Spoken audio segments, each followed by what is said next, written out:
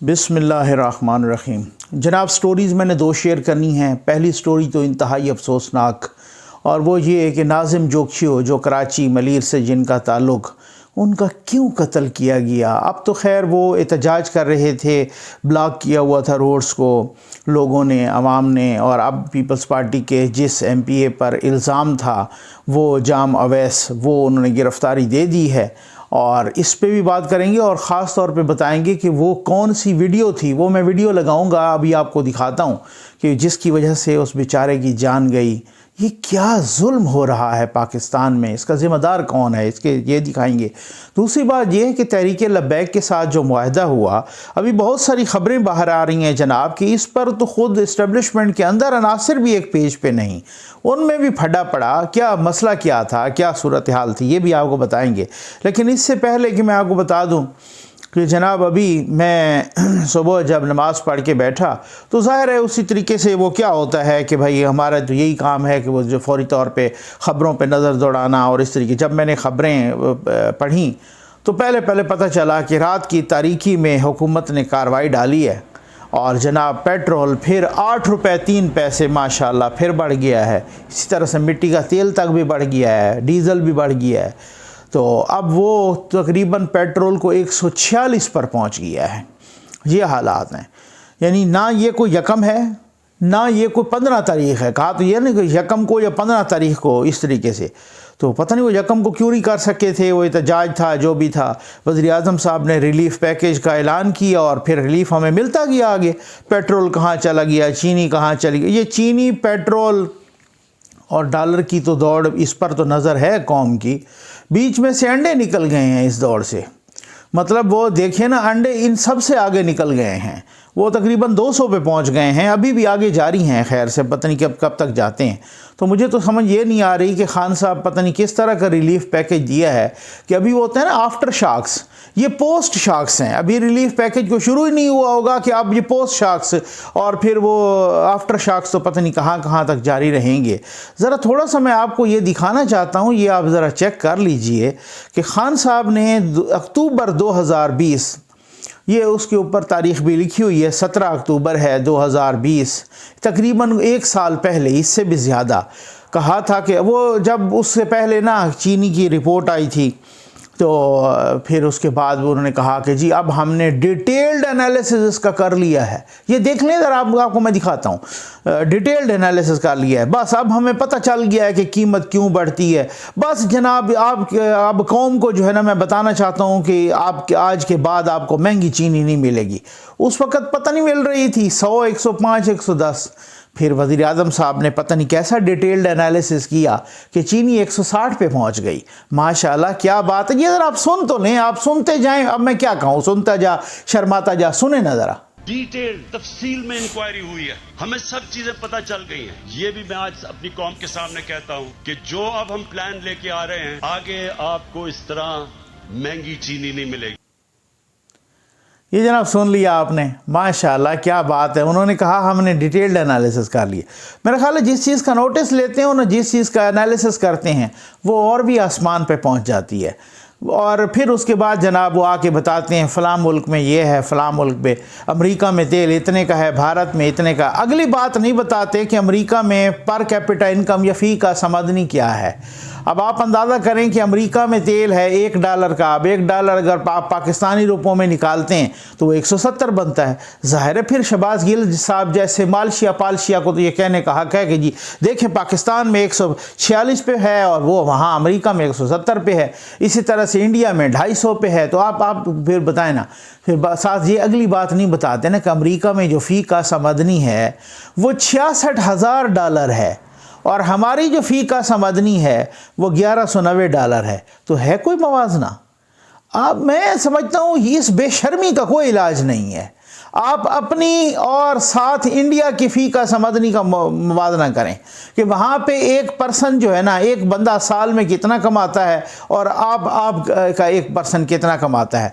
आप अमेरिका में देख लें कि अगर तेल 170 है और वहाँ पर $66,000 एक बंदे की आमदनी है, उसको ज़रा तकसीम कर लें कि वो उसकी मंथली भी निकाल लें कि वो किस तरीके से 1 लीटर तेल एक बंदा अपने उस आमदनी से कितने लीटर ख़रीद सकता है और हम अपनी आमदनी से कितना ख़रीद सकते हैं। तो भाई बात ये है कि ये लोगों के ना आंखों में धूल झोंकने वाली बात है, ये लोगों को बेवकूफ़ बनाने वाली बात है और पिछड़ों पे सारा डालने की। मेरा ख्याल है अब वो चूरन नहीं बिकने लगा।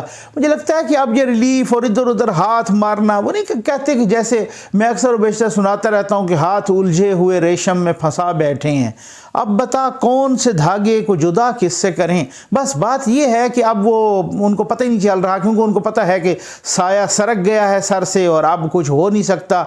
अब कौन सा रिलीफ और किधर का काहे का रिलीफ, ये वो वगैरह ठीक हो गया ना। अब तो इंतखाबात की तैयारियों के कह रहे हैं ना।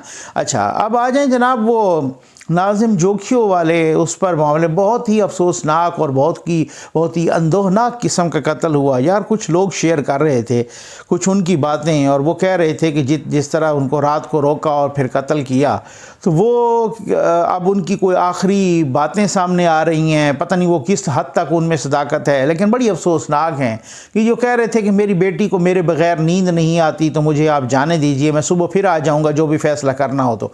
लेकिन उसको आने नहीं दिया, उसको वहीं पे मार दिया। मतलब बहुत ही अफसोसनाक।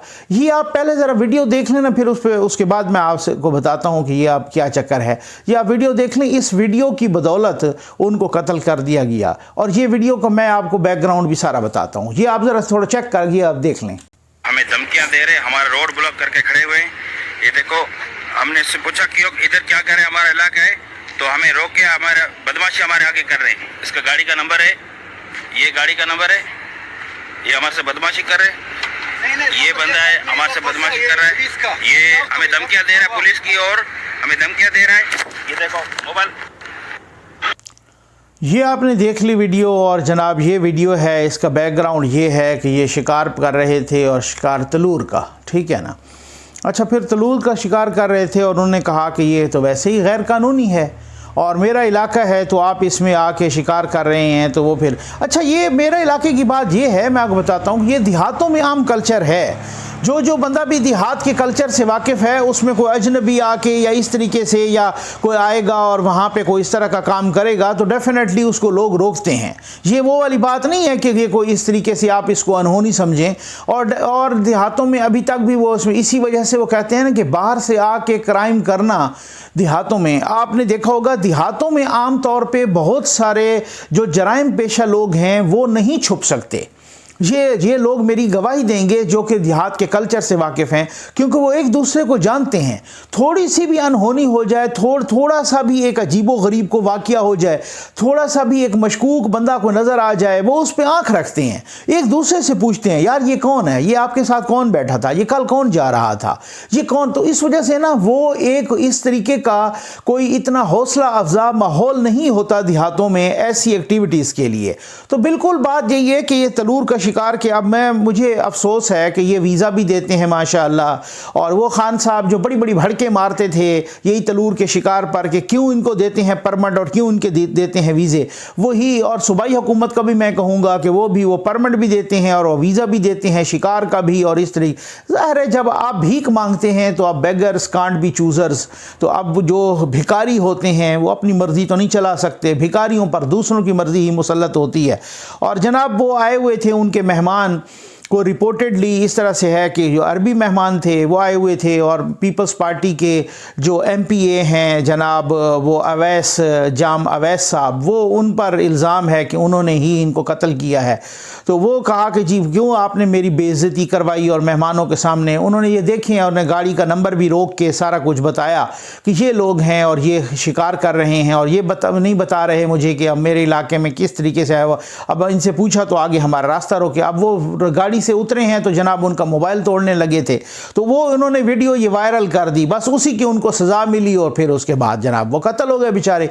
तो वो इस तरीके से वो फिर उसके बाद वो काफ़ी सारे सवालात उठे, फिर रोड ब्लॉक हो गए। सईद गनी साहब भी गए, कोई और साहब भी गए वहाँ पर और उनको वहाँ पर उनके साथ मुज़ाकरात किए। पीपल्स पार्टी के उस MPA जिस पर इल्ज़ाम था वो उन्होंने गिरफ्तारी दे दी। अच्छा खैर, इसमें मैं एक बात वाकई ये यहाँ पे बता दूँ और ये कहना चाहिए कि यहाँ पे किसी एक जमात को नहीं आप ब्लेम कर सकते, क्योंकि किसी एक शख्स, हाँ ये है कि अगर उस शख्स को दोबारा जमात प्रोटेक्ट करती है तो फिर ठीक है, लेकिन अगर एक शख्स का इस तरह का कभी फेल है और उसने कोई गलत फेल किया है, गलत काम किया है, तो जब तक उसके साथ जमात साथ नहीं देती तब तक उसको हम ब्लेम नहीं कर सकते। तो ये किसी एक पर्सन का, तो जमात कोई भी हो, चाहे वो पीपल्स पार्टी हो, चाहे नून हो, चाहे PTI हो, इंडिविजुअल्स हर किसी के उनसे ये इस तरह की चीज़ सरजद होती है। जब यहाँ पे तो कानून है ना कि जब एक बेटा कोई काम करता है, बाप को नहीं आप उसका जिम्मेदार ठहरा सकते, तो फिर एक पार्टी वर्कर या पार्टी MPA या MNA पार्लियामेंटेरियन को करता है तो उसकी पार्टी को कैसे जिम्मेदार से, ये बात ठीक है।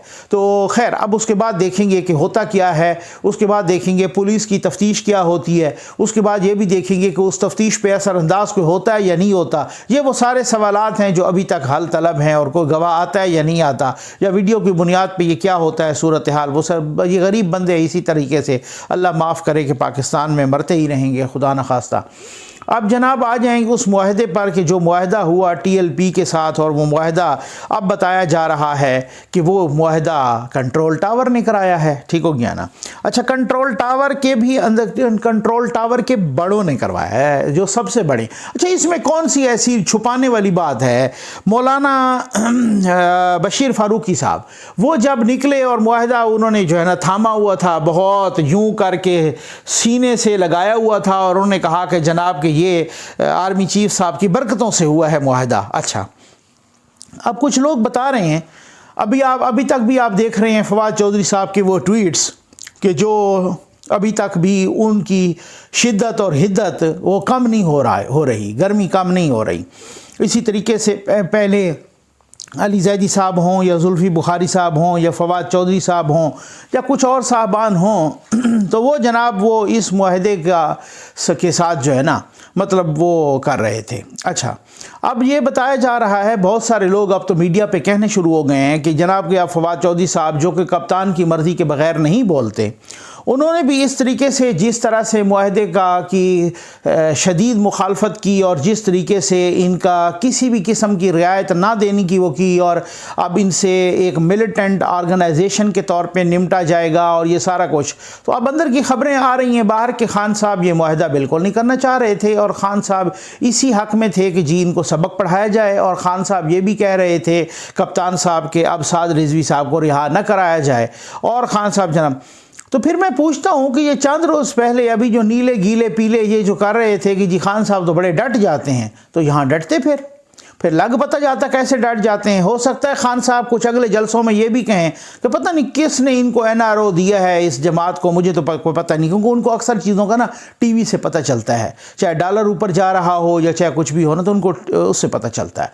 अच्छा, फिर उसके बाद जो है ना, मतलब आप देख लें किस तरीके से अब बताया ये जा रहा है। बहुत सारे लोग अब तो खुल के बता रहे हैं कि जनाब जब मीडिया मालकान के साथ अभी चंद रोज़ पहले ये मुलाकात हुई थी, और वो मुलाकात हुई मौजूदा DGI जनरल फैज़ हमीद साहब की, जो अभी 19 तारीख को चले जाएंगे पेशावर, और 20 तारीख को नए DGI जनरल नदीम अंजुम साहब आ जाएंगे। तो उनकी मुलाकात हुई और मीडिया मालकान के साथ उनकी मुलाकातें पहले वहाँ फेल हो चुकी थी, वहाँ TLP वालों के साथ, तो उनकी मुलाकात हुई। तो अब बताया जा रहा है, बहुत सारे लोग बता रहे हैं, बल्कि अब तो रिपोर्ट हो रहा है कि जनाब मीडिया मालकान के साथ मुलाकात में जनरल फैज़ हमीद साहब ने भी कहा कि भाई वो बात कोई नहीं मान रहे, और दूसरी बात ये है कि अब कार्रवाई करेंगे हम, और कार्रवाई जब करेंगे तो फिर खून खराबा होगा, फिर खून की नदियाँ बहेंगी, फिर आपने रिपोर्टिंग बहुत एहतियात से करनी है। इसका मतलब ये है कहने का कि उनको ये बताया गया कि आपने रिपोर्टिंग नहीं करनी, दिखाना नहीं है, खून नहीं दिखाना, सब कुछ भी नहीं करना, तो आपने ये करना है। ये रिपोर्टेडली ये बहुत सारी जगहों पे कहा जा रहा है। अच्छा, अब उसमें जनाब फिर उसके बाद हमने अगले 2 दिन में देखा तो मुआहदा हो गया, और हुकूमत किस चक्कर में थी और ये मुआहदा हो गया, और फिर अमन किसने करवाया या मुआहदा किसने करवाया, और अब उस मुआहदे के हक़ में भी कुछ बोल रहे हैं और कुछ मुखालिफ में बोल रहे हैं, लेकिन निजी महफिलों में बैठ के ख़ुद वज़रा कह रहे हैं कि जनाब ये जो मुआहदा हुआ है ये कौम के साथ दगा हुआ है, ये जो मुआहदा हुआ है ये कौम के साथ जो है ना गद्दारी हुई है, ये जो मुआहदा हुआ है ये बहुत ही गलत काम हुआ है, ये स्टेट की रिट को ख़त्म करने वाली बात हुई, ये एक हथियार डालने वाली बात हुई, ये मुआहदा हथियार डालने के मुतरादिफ है। तो फिर आप आए ज़रा हिम्मत करें, फिर मीडिया पे कहें कि फिर ये मुआहदा किसने करवाया है, अगर ये हथियार डाले हैं तो फिर किसने डाले हैं या किसने डलवाए हैं, तो आप ये करें ना। तो फिर इससे तो ये है कि अगर एक कोई कह रहा है कि जी यहाँ पे खून की नदियाँ बहेंगी और आपने मोहतात रिपोर्टिंग करनी है और 2 दिन बाद वही मुआहदा हो जाता है, तो फिर इसके उनके अंदर भी बहुत सारे फिर वो फटे तो हैं, फिर ये तो है कि अंदर भी इख्तलाफात तो हैं, और वो इख्तलाफात किस वो तो खैर पहले भी खुल के सामने आ गए थे, अब वो इख्तलाफात किस हद तक आते हैं। और अब देखते हैं कि साद रिजवी साहब को किस हवाले से और कैसे और कब रिहा किया जाता है, क्योंकि अब जो उनका कलअदम स्टेटस है वो कलअदम स्टेटस भी जो है ना वो ख़त्म करने की वो मंजूरी दे दी है, और उस्मान बुज़दार साहब की काबीना ने, पंजाब हुकूमत ने, और वो कलअदम स्टेटस भी जल्द ही वो जो प्रोसेस है वो कंप्लीट होकर ख़त्म हो जाएगा। और उसके बाद जनाब साद रिजवी साहब को भी बताया जा रहा है कि वो, मुझे एक चीज़ तहरीक लब्बैक से समझ नहीं आई कि उनका बड़ा देरीना मुतालबा था फ़्रांस के सफ़ीर को निकालने का, और हम खुद ये कह रहे थे कि फ़्रांस के सफ़ीर को निकालने का जो मुआहदा उनके साथ किया गया, तो हुकूमत ने ये मुआहदा सोच समझ के करना चाहिए था, क्योंकि ये पॉसिबल ही नहीं था फ़्रांस के सफ़ीर को आप निकाल सकें। आज तो कोई डेवलप्ड कंट्री भी इस तरह से नहीं कर सकता, तो हम तो डेवलपिंग कंट्री हैं, हम तो बिल्कुल तरक्की पजीर मुल्क हैं, हम तो बहुत गरीब मुल्क हैं, तो इस तरीके से कैसे कर सकते हैं कि इतने बड़े मुल्क के आप सफ़ीर को अब इस तरीके से निकाल लें। तो वो ये सूरत हाल मुझे तो समझ नहीं आ रही थी, और हम उनको दोष दे रहे थे हुकूमत को कि आपने किस तरीके का यह मुआहदा गैर जिम्मेदाराना कर लिया, और जब किया तो फिर उसके बाद आप भुगतें क्योंकि आप उनके मुआहदे की खिलाफ वर्जी कर रहे हैं। लेकिन जब मैंने खुद भी ये सुना कि तहरीक लब्बैक वाले इस मुतालबे से पीछे हट गए हैं, तो फिर आई थिंक कि उनको पूरा ऐलान करना चाहिए था। फिर ये क्या, फिर तो वो सियासत थी मुबैना तौर पे, फिर क्या हवाले से और किस तरीके से जी मुतालबे से वो पीछे हट गए हैं। तो अब ये देखें कि होता क्या है, फिर इससे बहुत सारे शकूक व शुबहात जो है ना जन्म लेते हैं, फिर इससे बहुत सारे लोगों को ये कहने का मौका मिलता है कि आपको कोई और लाया 2017 में भी और अब भी। तो अब बहुत सारी चीज़ें हैं ना जो बहुत सारी क्लियर हो जानी चाहिए, और क्या आगे की क्या गारंटी है कि आगे भी इस तरीके का। और फिर सीधी सी बात है कि भाई अगर खुदा के लिए ये मुआहदा कराना भी था तो ये पहले कराते, ना उधर से मरते ना इधर से मरते, ना पुलिस वाले बेचारे मरते। और मुझे तो हैरत है कि उन बच्चों पर और उन बेचारे यतीम बच्चों और बच्चियों पर कि जिनके वालिदैन चले गए और जिन पुलिस वालों की हड्डियां तोड़ी गईं और जिन पुलिस वालों को इस तरीके से मुतशद्दिद अंदाज में शहीद किया गया और जिस तरीके से दूसरी तरफ भी हुए, ठीक है ना। तो ये ना होते, कोई एक भी इस तरह की कैजुअलिटी ना होती और कोई एक भी कीमती जान ज़ाया ना होती। अब मैं देख रहा था, पढ़ रहा था और सुन रहा था कि जनाब कोई जो पुलिस वाला शहीद हुआ तो उनको जो है ना पहुंचाने के लिए, स्कूल पहुंचाने के लिए, उनकी बच्ची को स्कूल पहुंचाने के लिए खुद उस इलाके का डीपीओ गया उस दिन। तो मैं सोच रहा था, मैंने कहा डीपीओ साहब कब तक जाएंगे? 1 दिन जाएंगे, 2 दिन जाएंगे बस, फिर उसके बाद तो हमेशा का बोझ उनके अपने कंधों पर है। यहाँ पर क्या शोधा के साथ क्या फैसिलिटीज़ उनको दी जाती हैं, चाहे वो पुलिस के हों या चाहे वो आर्मी के हों, हमें अच्छी तरह से पता है। कुछ अरसे के बाद कोई पूछता ही नहीं है। तो वो बहुत ही एक अजीबो गरीब सी एक सूरत हाल है। और उल्टा ये हुआ कि जनाब दूसरे तीसरे रोज़ अब पुलिस के पूरा अखाड़ पछाड़ हो गया और उन्हें तबादले कर दिए। जनाब किसी को उधर फेंका तो किसी को उधर फेंका। ये पुलिस की कुर्बानियों का हाल है और ये उनको सिला मिला है पुलिस को, और ये हुकूमत कर रही। मतलब मुझे कभी कभी महसूस होता है, अल्लाह माफ़ करे, जैसे ये को मुबैना तौर पर इंतकाम लेने आए हों पाकिस्तान से। हालत तो यही लग रही है। भाई खान साहब कहते हैं ना कि जो चीज़ें बाहर से मंगवाते हैं वो तो हमारी मजबूरी है। तो वो तो जो बाहर से मंगवाते हैं या जिनका रॉ मटेरियल बाहर से आता है, जैसे कुकिंग ऑयल हो गया, जैसे बाकी चीज़ें, तो वो तो हमारी मजबूरी है। ये वज़रा ने और आपने खुद और वज़रा ने ये बयानात दिए थे कि इस दफ़ा हमारी गन्ने की बम्पर प्राइस क्रॉप हुई है, बड़ी बम्पर क्रॉप हुई है और बड़ी फसल, एक रिकॉर्ड फसल हुई है हमारी गन्ने की। हमने तो कहा शायद चीनी आप मुफ्त देना शुरू कर देंगे, वो चीनी आज 160 पे पहुंच गई है। और मैं समझता हूं कि कोई पता नहीं है कि जब आप वीडियो ये देख रहे हो, क्योंकि अभी तो वीडियो ये रिकॉर्डेड होती है ज़ाहिर है, फिर उसके बाद हम अपलोड करते हैं, वो घंटा, आधा घंटा, घंटा, 1.5 घंटा लग जाता है इस पर, तो सारा कुछ, तो ये सारा प्रोसेस करने में मुझे लगता है कि जब आप वीडियो देख रहे हैं हो सकता है ये 200 क्रॉस कर जाए चीनी। जिस हिसाब से कीमतें बढ़ रही हैं, अब ये वो वाला मामला नहीं है कि साल में बढ़ेंगी, महीनों में भी नहीं, हफ्तों में भी नहीं, दिनों में नहीं, अब घंटों में कीमतें बढ़ रही हैं। देखते हैं जी पिछले 10 घंटे में ये कीमत है तो अगले 10 घंटे में दूसरी कीमत होती है। ये होता है लीडर, ये होता है विजन। कोई पूछे तो कहना खान आया था। उम्मीद है आपको वीडियो पसंद आई होगी। आपका बहुत बहुत शुक्रिया।